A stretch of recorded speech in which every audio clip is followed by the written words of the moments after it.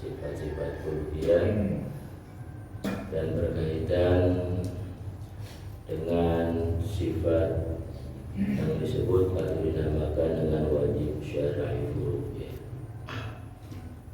Bismillahirrahmanirrahim. Qala Imamul Mu'allif rahimahullahu ta'ala wa adama nafa'a bihi wa bi barakati 'ulumihi wa bikum fid dharaini amin. Qala,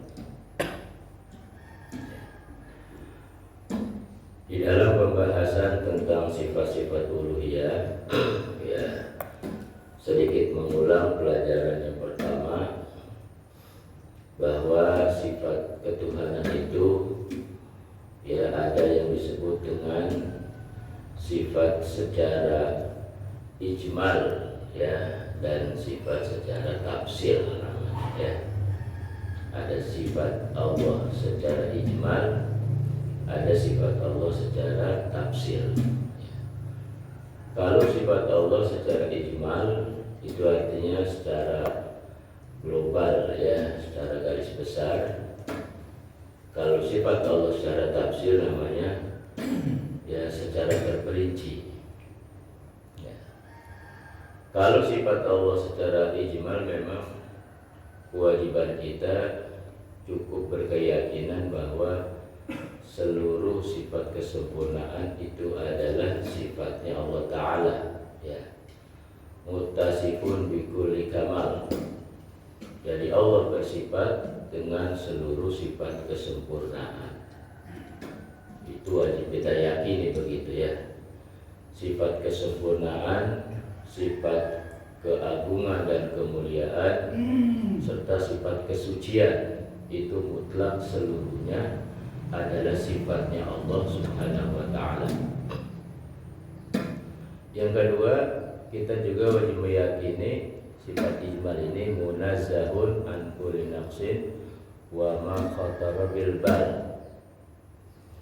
Ya, munazzahun, maha suci Allah, ya, artinya mustahil bagi Allah Ta'ala itu bersifat dengan sifat kekurangan, ya, atau segala perkara yang terlintas di hati kita.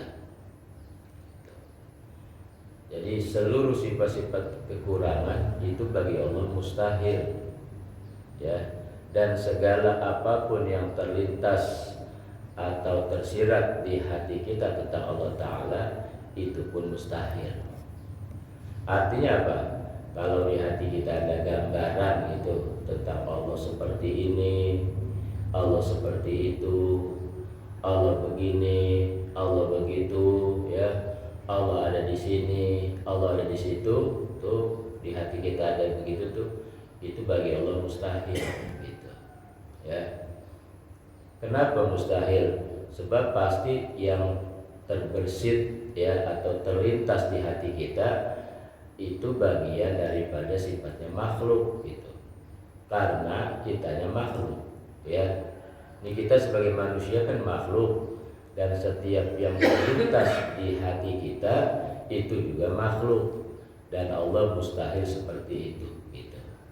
Itu makna daripada wa ma khatara bil bal. Maha suci Allah Ta'ala, mustahil Allah Ta'ala itu seperti apa yang terlintas di hati kita atau di pikiran kita. Itu makanya tidak boleh membayang-bayangkan Tuhan seperti apa.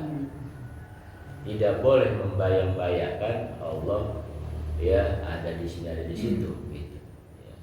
Karena yang kita pikirkan itu, ya, yang kita hayalkan itu, yang kita bayang-bayangin itu adalah makhluk, karena kitanya makhluk, dan itu semua mustahil bagi Allah Ta'ala. Itu namanya keyakinan terhadap sifat Allah secara ijmal, ya, secara garis besar. Itu yang pertama, ya. Jadi di hati kita tanamkan sebuah keimanan dan keyakinan bahwa Allah zat yang maha sempurna, gitu, yang maha agung, yang maha mulia, dan yang maha suci. Dan mustahil Allah itu bersifat kekurangan. Sebab sifat kekurangan itu sifatnya makhluk, ya.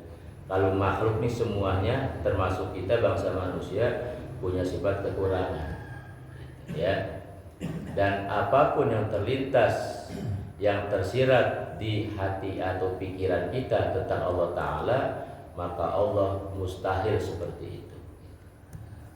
Ya, itu namanya mengimani, meyakini Allah ya dengan sifat secara ijmal, secara global. Yang kedua, sifat Allah secara tafsil. Tafsil itu apa artinya? Tafsil itu secara terperinci gitu ya. Yang mana itu? Nah, ini yang lagi kita bahas ya, yang diistilahkan dengan ngaji sifat 20 ya. Itu ngaji sifat 20 ya. Namanya kita mempelajari sifat Allah secara tafsil, secara terperinci satu-satu. Ya. Terus kalau dia nanya dikit amat sifat Allah cuma 20. Iya, yang 20 ini adalah sifat induk. Ya. Jadi semua sifat yang tadi tuh yang secara global ya, secara menyeluruh itu ada sifat induknya. Ada sifat pokoknya gitu ya. Apa itu? Sifat tafsiri namanya, yang disebutkan secara terperinci, yang kemudian diistilahkan dengan sifat 20 gitu. Nah, jadi dua tuh ya. Jadi kita ngaji sifat 20 ini ya sebagai pelajaran tauhid, itu namanya ngaji sifat Allah secara tafsir atau secara terperinci. Dan hukum mempelajari ini semua tentunya wajib pastinya ya. Apalagi ini berkaitan dengan keimanan ya. Jadi ngaji sifat 20 itu hukumnya wajib. Karena untuk menjaga kebenaran dan kesahan kita punya iman. Ya, jadi kalau iman mau benar, iman mau sah, bahkan mau sempurna, maka tidak boleh meninggalkan kewajiban mempelajari ilmu tauhid, terutama dalam mengkaji sifat 20 ya. Itu yang diajarkan oleh para ulama-ulama kita. Nah, kemudian di dalam kajian sifat 20 ya, ini yang populer sebagai sebutan ya. Padahal sih kalau sudah kita bahas secara lengkap sih secara lengkapnya nih, gabungan ada sifat ketuhanan, ada sifat kenabian, itu jumlah totalnya mah ada 63 ya, 63 sifat atau 63 aqaid. Ya. Jadi terkadang orang ada yang membahasakan sifat, ada yang membahasakan aqaid ya. 50 sifat bagi Allah Ta'ala ya, atau ya 50 aqaid gitu kan. Itu yang benar yang mana? Dua-duanya benar. Kalau kita bilang 50 sifat, itu berarti dikaitkan dengan Allah, zat Allah ya. Allah bersifat dengan 50 sifat yang disebut dengan sifat tafsili gitu.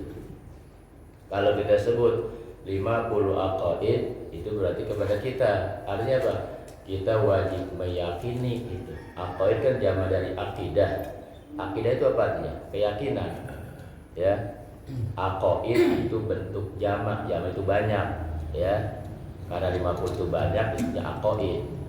Kalau bentuk satuannya, ya, atau dalam bahasa Arab ini bentuk mufrad, ya, itu akidah. Itu sering kita dengar ilmu akidah. Ilmu apa itu? Ilmu keyakinan, gitu, ya. Artinya kita wajib meyakini yang 50 ini adalah sifat uluhiyahnya Allah Ta'ala. Jadi boleh disebut 50 sifat ataupun boleh disebut 50 aqaid gitu ya. Ya. Jadi istilah sifat 20 ini yang menjadi wajib syar'i ya, usul itu ya, dari wujud sampai mutakalim ya, yang udah kita bahas tuh, dari wujud sampai mutakalim ya, itu ada 20 kan. Itu namanya sifat wajib.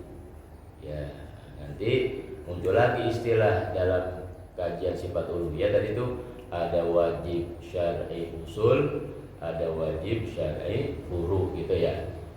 Kalau wajib syar'i usul ya, itu secara terperinci ada 41. Ya.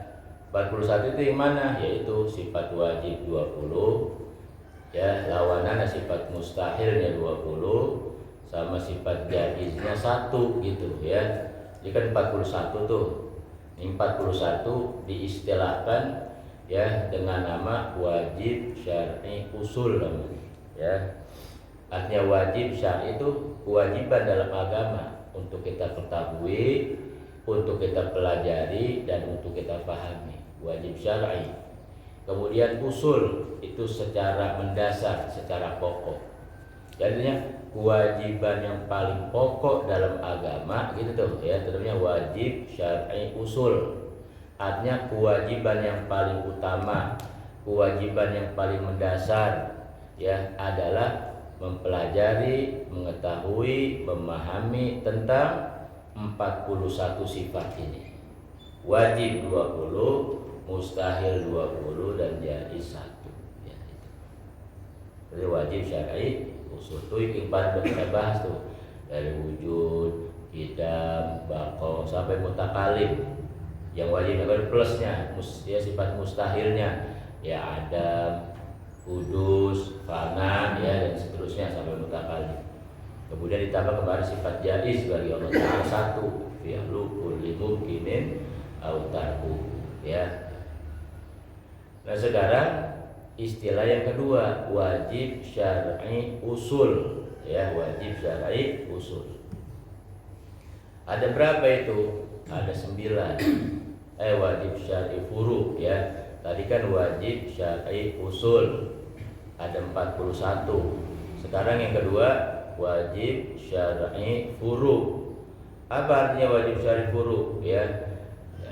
Wajib dalam agama untuk mengetahuinya secara cabang. Artinya yang 9 ini merupakan cabang dari yang 41 tadi itu. Ya. Jadi kalau yang 41 itu ya hukumnya fardu ain untuk diketahui ya, artinya wajib dipelajari.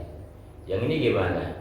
Ya fardu ain saja, cuman fardu ainnya jadi bawah yang tadi 41. Ya, dia sama-sama wajib ya untuk kita ketahui yang masuk ke dalam sebutan wajib syar'i furu. Furu itu cabang, artinya cabang dari 41 yang jumlahnya ada 9 aqaid. Jadi berarti 41 tambah 9 jadi berapa? 50. Ini 50 aqaid masuk ke dalam sifat uluhiyah, sifat ketuhanan. Nah terus tadi jumlah lengkapnya ada 63 ya. Kalau 50 ke 63 kurangnya berapa berarti? 13. 13 ya. 13-nya mana itu? 13-nya nanti diambil dari sifat nabawiyah, sifat kenabian ya. Nanti di depan habis kita bahas ini, di depan ada sifat nabawiyah, sifat nabi dan rasul. Ini namanya sifat khususiyah. Ya namanya sifat kenabian. Ada berapa itu sifat kenabian? Jumlah semuanya ada 9. Ya, dengan rincian sifat wajib para nabi ada 4, sifat mustahilnya ada 4, sifat jaiznya 1 ya. Jadi ada 9. Ya, 9 doang. Itu kan 13. 4 lagi mana? 4 lagi ngambil dari rukun iman. Ya, rukun iman yang mana? Rukun iman yang 4. Kan rukun iman ada 6. Ya, percaya kepada Allah, percaya kepada Rasul dibahas dalam sifat uluhiyah dan sifat nabawiyah. Sisanya 4 nih yang rukun iman. Iman kepada kitab, iman kepada malaikat, iman kepada hari kiamat, iman kepada qada dan qadar. Ya, maka dari 4 ini melengkapi yang 9 jadi 13. 13 tambah 50 tadi jadi berapa? 63 ya. 63 aqaid ini jumlah secara total yang menjadi isi kalimat la ilaha illallah Muhammadur Rasulullah. Itu dalemannya. Jadi kalau selama ini kita sering baca la ilaha illallah la Muhammadur Rasulullah sallallahu alaihi wasallam, itu kalimat ucapan. Dalamnya ada isinya gitu. Ya. Dalamnya ada isinya, ada muatannya, ada bobotnya gitu. Kalau tadi namanya kita baca secara lafzi itu yang kita pelajari isinya secara maknawi. Maka digabung itu kalimat la ilaha illallah Muhammadur Rasulullah, maknanya secara lafzi dan secara maknawi. Lafzi ucapannya, maknawi isi dan muatannya. Yang mana itu? Nih yang 63 aqaid yang kita pelajari dalam ilmu sifat 20. Itu. Kalau mati bawa ini aman, punya ilmu kebal. Ya, emang mati yang dibawa apa? Ini yang bawa apa kita mati? Bawa rumah, bawa mobil, bawa duit, apa tinggalin? Ini kita bawa. Makanya kenapa ngaji sifat 20 wajib? Karena supaya kalimat yang sering kita baca la ilaha illallah punya bobot berat. Ini kalimat nggak bisa ditimbang. Di akhirat aja timbangan akhirat, mizan namanya, itu nggak sanggup nimbang ini. Ya, nimbang iman kita itu la ilaha illallah kita yang kita punya nih, la ilaha illallah kita punya di hati kita ya sebagai iman. Itu mah nggak ditimbang. Di akhirat itu yang ditimbang cuma ibadah. Tuh ya, yang kita lakukan kebaikan tuh ya, yang wajib, yang sunnah tuh kerjaan ibadah itu yang ditimbang. Kalau ini mah nggak ditimbang ya bro, sebab timbangan akhirat juga nggak sanggup nimbang ini, karena bobotnya terlalu amat berat, melebihi bobot seluruh alam semesta. Gitu.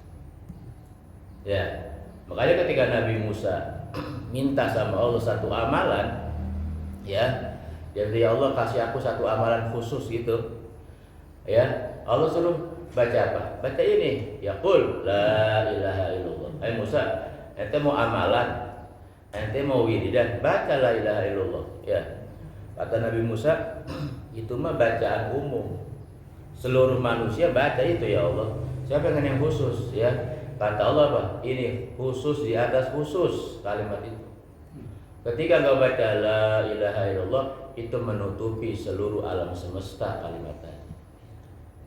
Ya, nah saya suka yang memberikan semangat ya bagi bapak yang ada waktu, perbanyak itu kalimat la ilaha illallah. Kita baca secara lafaz, kita pelajari secara isinya nih.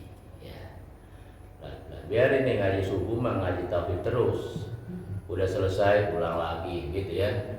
Kata orang kampung biar sampai lidik gitu. Tahu nggak lidik?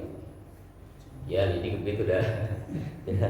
Biar sampai benar-benar ya, yang mudah-mudahan enggak sekarang dipaham, nanti satu saat pasti Allah kasih paham gitu ya. Jadi kita punya kalimat ini, punya modal nih ya. Ini jadi ilmu kebal. Ilmu kebal apa? Enggak mempan ditembak, apa enggak mempan dibacok? Bukan. Ilmu kebal buat di akhirat. Ya, ketika malaikat ngelihat seseorang, sebab ini kalimat besok kan kuburan bercahaya gitu. Ya. Kalau sekarang masih tersimpan dalam dada kita, dalam hati kita sebuah keimanan. Begitu masuk kuburan berubah dia. Makanya kuburan bisa terang, kuburan bisa luas, kuburan bisa nyaman, ditentukan oleh kadar kalimat la ilaha illallah yang kita punya gitu. Ya. Jadi ini jangan dianggap sebagai ya itu mah kalimat kecil, gue juga bisa kalimat pendek, kalimat singkat. Iya, tapi kalau kita tahu dalamannya, luar biasa. Ya, inilah kalimat yang besok bikin kuburan kita jadi luas. Kan kalau kita ngantar orang kuburan paling lega juga berapa meter sih kuburan tuh ya Pak? Sempit kan? Udah sempit, gelap lagi. Ya, segitu-gitunya cuma cukup buat taruh badan doang. Itu secara zahirnya begitu. Tapi begitu kita hidup di sono, berubah itu.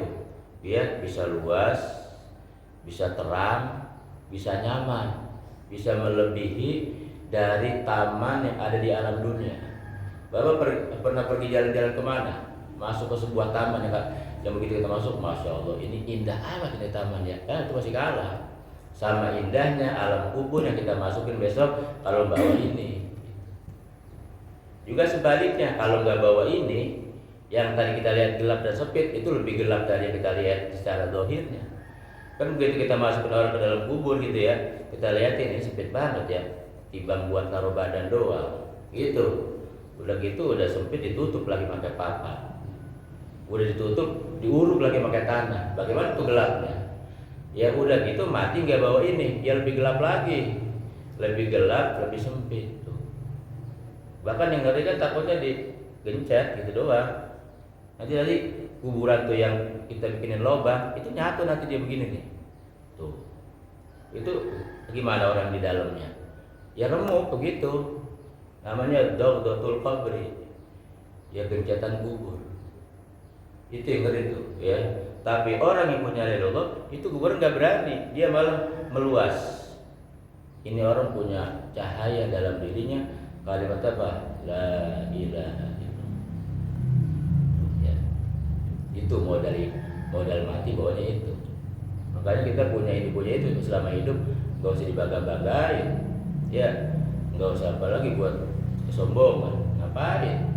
Justru itu semua sarana buat memperkuat kalimat ini yang kita punya. Sebab besok mati itu semua kita tinggal, yang kita bawa ini menjadi sebab luas dan terangnya kuburan kita. Ya, besok ada yang digencet orang begini. Makanya katanya ada orang yang gali kuburan, mau digali mau dipindahin, ini kok tulangnya pada ngumpul di tengah ya, tulang pala sama tulang kaki itu ngumpul di tengah jadi satu. Ada apa itu? Ada dog toh. Ya kan kalau kita mau tahu di kuburan emang siapa itu kuburan? Itu kuburan ibu kita. Ya. Kita ini sebagai manusia diciptakan dari mana asal muasal kita? Nabi Adam dari tanah ya Pak ya. Itu tanah asal penciptaan kita. Itu asal penciptaan kita dari ibu. Ibu asli kita tuh tanah gitu. Kalau ibu yang di alam dunia namanya ibu kandung, ibu yang melahirkan kita, gitu kan. Tapi kita punya ibu asli yang menjadi sumber penciptaan kita sebagai manusia. Apa itu? Ya tanah. Makanya kenapa orang ketika meninggal harus dikuburin? Karena kembali kepada ibunya. Itu tanah, ya. Dan katanya setiap orang diciptakan dari tanah mana dia diambil, maka besok mati disitulah dia dikuburin.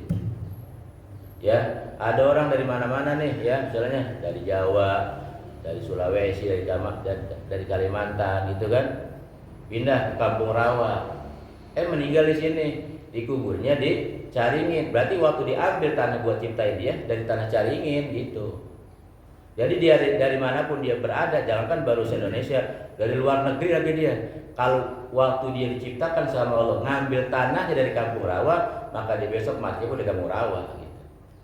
Ya, ada orang Kampung Rawa ketika Allah ciptakan ngambil tanahnya dari Amerika misalnya, ini bakal matinya di Amerika juga, gitu. Nanti akan kasih jalan sama Allah buat kembali kepada ibunya, sebab tanah itu ibu.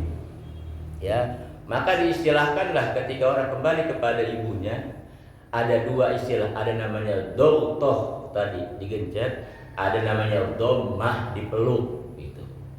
Ya, nah kita waktu zaman masih kecil ya, kalau orang dulu tuh kalau anaknya udah mau maghrib belum pulang, dicari nama emaknya. Kalau orang dulu ya, cari kadang-kadang kalau emaknya kesel sambil bawa kayu tuh, ya mau digebukin namanya Bandung banget nih bocor, tahu udah mau maghrib belum juga pulang, emaknya ngiter tuh, nanya ke rumah temannya masing-masing. Ya, kadang-kadang kita ngeliat emaknya dari dia bawa kayu udah kabur duluan ke rumah pulang, gitu kan. Orang dulu begitu tuh. Kalau sekarang mah tengah malam duluan pulang, anaknya yang kadang cariin. Ya, tuh kalau itu apa sih? Itu isyarat sebenarnya. Di alam dunia saja kita punya emak, ya, itu bisa sayang sama anak, bisa marah sama anak. Ya, kalau anaknya bangor ibaratnya ini bader banget ini bocah, ya bikin kesel emaknya mulu. Tiap hari gebukin sama emaknya di rumah, dirangket kata orang dulu gitu ya. Ya, kalau dia pulang ditungguin sama emaknya sambil megang kayu, gitu kan ibaratnya.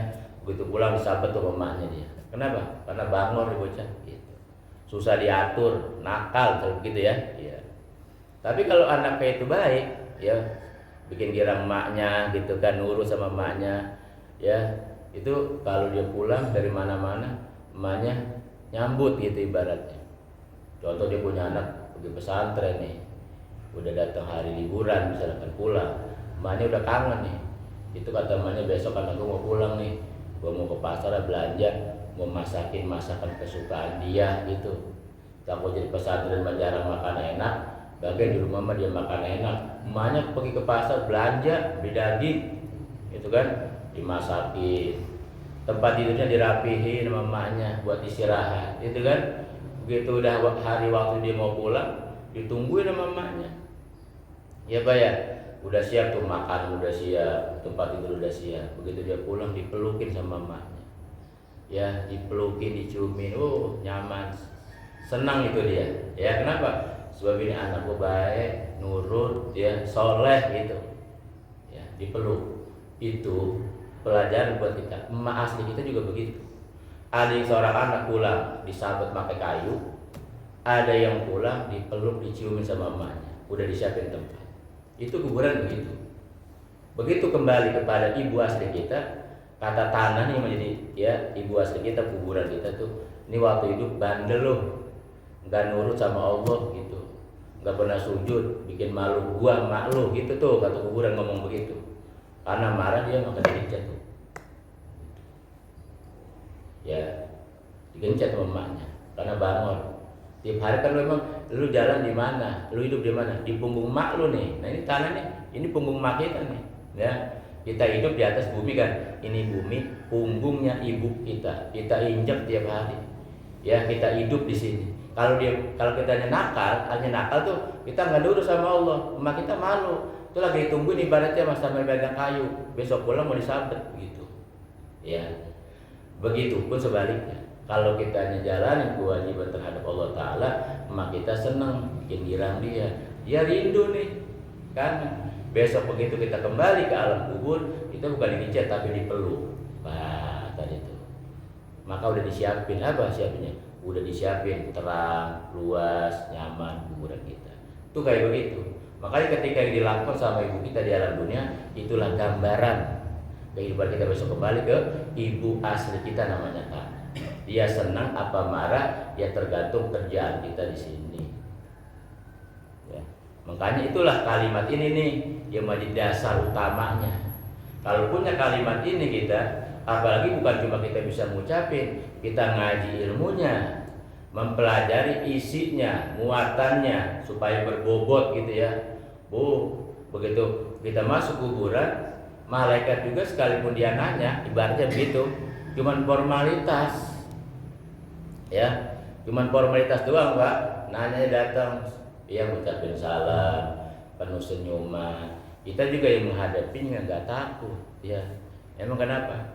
Karena malaikat yang datang penuh dengan tata krama, tenang gitu. Makanya dikatakan sama Nabi, al-mautu rohatul mukmin. Kematian itu kesenangan sebenarnya buat orang beriman. Kalau betul-betul kita beriman beneran Pak, beriman beneran tuh bukan cuma ngaku Islam doang, jalan kewajiban ibadah, termasuk yang mempelajari ilmu tentang la ilaha illallah, itu mati justru menjadi kesenangan. Ya. Jadi kalau kita ngaku mukmin gak usah takut sama mati. Bahkan berapa banyak orang mukmin rindu pengen mati gitu. Setelah mereka tahu isi kalimat yang mereka punya, kalimat la ilaha illallah. Itu Nabi ngasih tahu. Mati itu rohatul mukmin, kesenangannya orang beriman. Ya. Nah, jadi maka perlu persiapan sekarang ya. Kita alhamdulillah nih ya, kita bukan cuma baca itu ya, perbanyak itu ya Pak ya. Ya kita punya waktu kesempatan baca la ilaha, ya perbanyak. Sebab Nabi Musa aja minta amalan dikasihnya itu sama Allah. Allah yang kasih. Allah mengijazahkan kalimat la ilaha kepada Nabi Musa.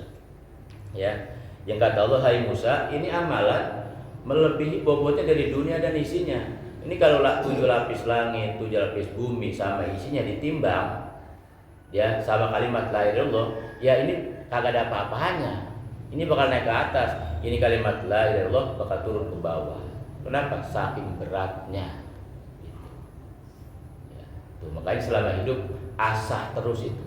Asah kalimat la ilaha illallah yang sudah kita punya nih ya. Kita udah punya kalimat la ilaha illallah Muhammadur Rasul, asah dengan cara memperbanyak baca itu. Ya Pak ya. Kemudian asah dengan ilmunya, ngapain? Ngaji ilmu tauhid. Pelajari sifat 20. Ya, udah istiqomah aja begitu. Dengan terus menjalani ibadah yang kita laksanakan, yang wajib, yang sunnah jalani semampu kita, semaksimal mungkin. Besok mati baru dah tahu. Emang kalau sekarang mah seolah-olah baru sekedar cerita ya. Kapan itu kita tahunya? Besok waktu sakaratul maut. Semua yang saat ini kita dengar dari ulama tentang ilmu begituan, baru begitu ngelihat Israel baru dah. Nanti itu tampangnya Israel sesuai dengan kalimat yang kita bawa. Bawa itu enggak kita bawa la ilaha illallah, ya Israel juga datangnya juga assalamualaikum, senyum, ya minta izin gitu. Ya, contohnya mana? Contohnya Firaun waktu dia mau meninggal ngeliat Israel, dia baru teriak kalimat ini kan. Ya. Ya, Israel itu Firaun, ya, begitu dia tenggelam di Laut Merah, ngelihat Israel, dia ngucapin apa? Dia nggak bilang mana kerajaan saya, mana pasukan dan bala tentara saya, mana harta saya. Dia nggak cari dia, yang dia teriakin apa ini nih? Cuman bahasanya dibilang begini, amantu bi Rabbi Musa wa Harun. Aku beriman kepada Tuhannya Musa dan Harun. Sama juga baca kalimat la ilaha illallah. Cuman sayangnya itu kalimat terlambat ngucapinnya, itu doang. Ya sebab ini ada batas akhirnya nih, ngucapin ini kapan? Kalau nyawa udah di tenggorokan. Kalau nyawa udah di sini, ya Israel yang tadinya malaikat goib, ya kelihatan sama mata kita, gitu. Ya, begitu ruh sudah di sini nih, Firaun ruhnya udah mau dicabut, ngelihat Israel tampangnya serem kapan? Emang kenapa? Ya orang gak bawa la ilaha illallah, di situ baru ngomong amantu bi Rabbi Musa wa Harun. Ya udah telat itu mah, udah terlambat. Jadi sia-sia ucapan. Tuh. Ya, itu Firaun Pak yang punya segalanya, punya kekuasaan, punya kekuatan, punya kekayaan. Lempengan mati mah enggak disebut itu sama dia. Yang disebut siapa? La ilaha illallah. Tuh. Makanya mati emang membawa apaan? Itu Firaun yang punya segala, apalagi kita yang gak punya apa-apa. Mau jemputin siapa kita? Kalau bukan ini kalimat yang menjadi andalan kita besok ketika kita berpulang ke rahmatullah. Mati mah mau di mana aja, mau bagaimana kek urusan Allah Ta'ala. Yang penting mau waktu mati kalimat ini ada dalam hati dan jiwa kita. Nyawa sama ruh memang harus berpisah. Itu sudah menjadi ketentuan Allah, meninggal ya begitu ya. Harus sama jasad misah dulu nih. Sebentaran misah juga gitu ya. Ya, dia nih saling mengucapkan selamat tinggal. Kata ruh jasad, hari ini kebersamaan kita untuk sementara berakhir ya. Aku sudah nemenin engkau 60 tahun. 70 tahun kita bersama hidup di alam dunia. Sekarang aku harus pulang dulu. Kita misah dulu ya. Itu dia dialog, Pak. Termasuk katanya setiap anggota badan kita yang berpasangan itu satu sama lain saling mengucapkan selamat tinggal. Kuping kanan mengucapkan sama kuping kiri, mata kanan sama. Makanya kenapa berpasang-pasangan ketika meninggal dunia mereka mengucapkan selamat jalan ibaratnya. Ya, kayak kita ngelepas orang mau pergi haji atau mau pergi kemana-mana, selamat jalan ya, semoga selamat begitu. Mereka pun saling mengucapkan. Ya, sekian puluh tahun kita hidup di dalam dunia bersama. Ya, kuping berpasangan, mata berpasangan, tangan berpasangan sama kan. Semua saling mengucapkan selamat tinggal dan selamat jalan. Ya, nanti ketemunya gimana di akhirat ya tergantung ini. Bisa ketemu lagi nanti di sorga, bisa ketemunya di neraka gitu. Nanti masalah-salah ndak, lu sih nggak dengar kata gitu. Jadi kita di sini dan ngumpulnya disiksa, dibakar gitu. Ya, Pak. Makanya kenapa setiap ada panggilan kebaikan, termasuk panggilan sholat, hayya 'ala sholat, itu tuh kan kuping denger tuh ya, ya.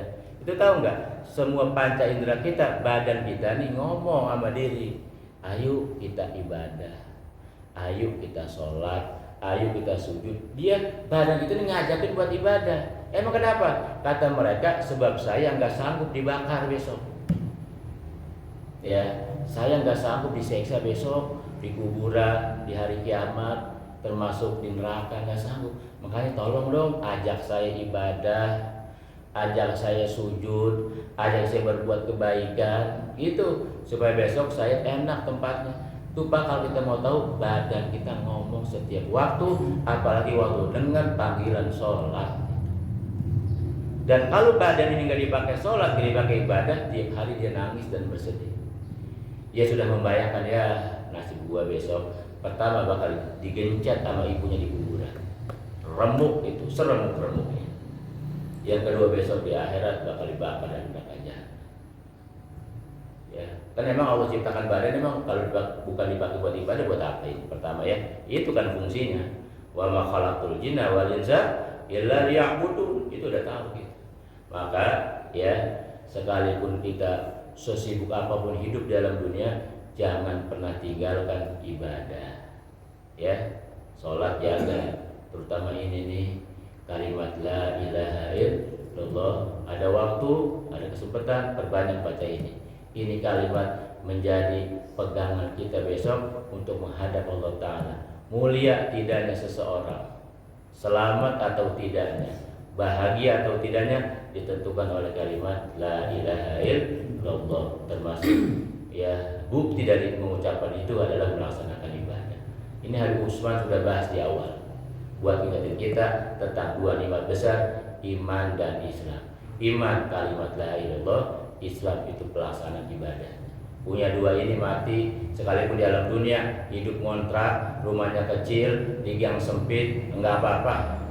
Besok di akhirat punya istana. Ya, besok di akhirat bakal bahagia, dan bahagianya selama-lamanya yang enggak bisa dibayangkan seperti apa itu. Masuk ke dalam surga Allah Subhanahu wa Ta'ala. Ya, mudah-mudahan ya Allah selalu membimbing kita, ya Pak ya, memberikan kekuatan istiqomah kepada kita, dan terus minta sama Allah ya. Banyakin doa, ya Allah, aku minta diberikan selama hidup bisa ibadah kepada ya punya kekuatan, kemampuan bisa ibadah, bisa jaga iman. Dan kita minta yang paling utama adalah meninggal dunia membawa iman dan Islam ya. Meninggal dunia dalam husnul khotimah ya. Nah, ini sebagai pembukaan kita ya. Jadi pembahasan hari ini sebagai pembukaan untuk nanti kita pertemuan selanjutnya membahas tentang ya sifat uluhiyah yang kedua yang disebut dengan wajib syar'i furu ya. Mudah-mudahan apa yang kita bahas hari ini menjadi satu pendorong semangat kita ya, buat memberikan motivasi kepada diri kita agar selama hidup kita diberikan kekuatan oleh Allah Subhanahu wa Ta'ala untuk menjaga iman Islam kita, melaksanakan kebaikan dan ibadah serta kewajiban taat kepadanya, dan mudah-mudahan kita besok di akhirat mendapatkan keselamatan dan kebahagiaan sampai kelak kita masuk ke dalam surga Allah Subhanahu wa Ta'ala. Amin ya rabbal alamin. Al-Fatihah.